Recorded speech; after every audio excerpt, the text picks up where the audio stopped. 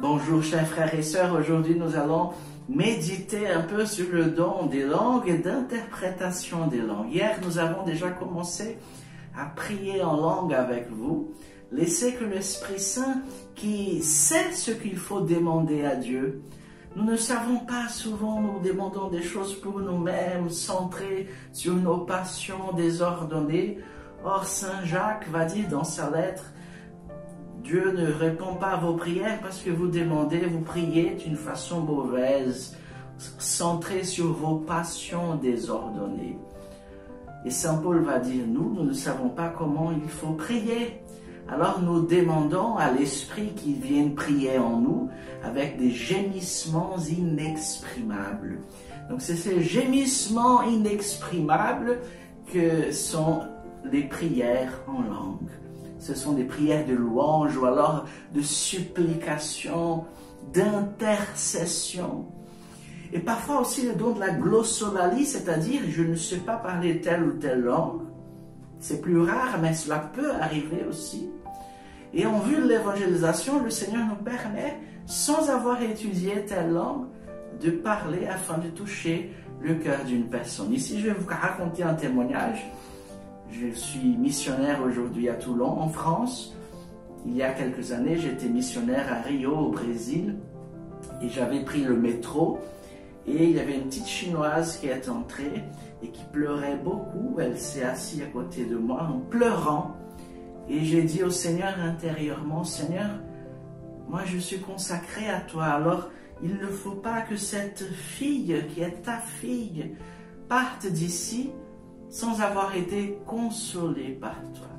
Aide-moi. Et j'ai commencé à prier en langue et en intercédant pour cette fille. Mais pas en criant, bien sûr, il faut avoir du discernement. Mais tout bas, je priais pour cette jeune chinoise. Je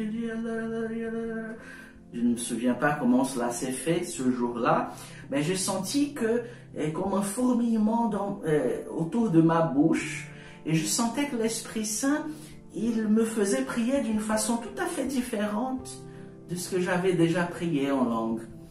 Et je ne sais pas ce que je dis, mais à un moment donné, la fille me regarde et commence à me parler en mandarin, en chinois. Je lui ai dit en anglais que je ne comprenais pas sa langue.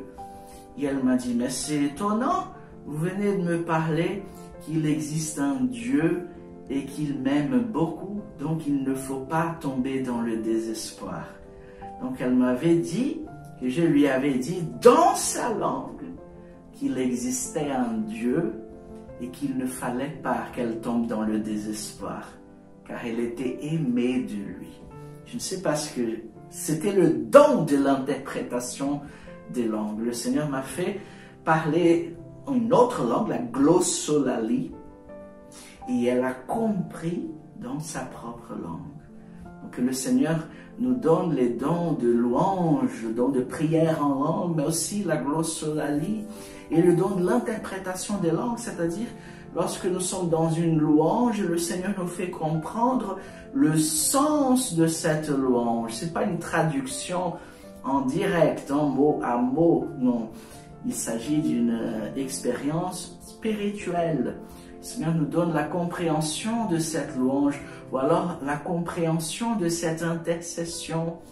Et nous pouvons prophétiser en disant, je sens dans mon cœur le Seigneur qui dit, mes enfants, je vous aime, par exemple. Si c'est cela le sens de cette prière en langue ce jour-là.